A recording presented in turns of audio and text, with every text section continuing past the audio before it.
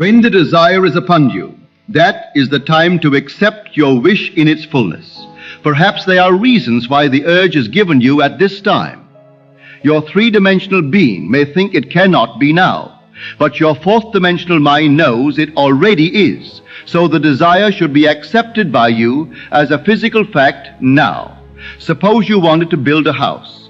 The urge to have it is now, but it is going to take time for the trees to grow and the carpenter to build the house. Although the urge seems big, do not wait to adjust to it.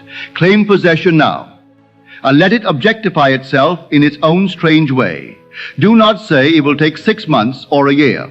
The minute the desire comes upon you, assume it is already a fact. You and you alone have given your desire a time interval, and time is relative when it comes to this world. Do not wait for anything to come to pass. Accept it now as though it were, and see what happens. When you have a desire, the deeper you, who men call God, is speaking. He urges you, through the language of desire, to accept that which is not that which is to be. Desire is simply His communion with you, telling you that your desire is yours now. Your acceptance of this fact is proved by your complete adjustment to it as though it were true.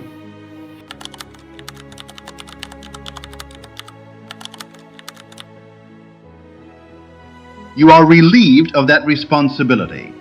You do not have to make it a reality. It already is. Although your concept of self seems so far removed from the venture you now contemplate, it exists now as a reality within you.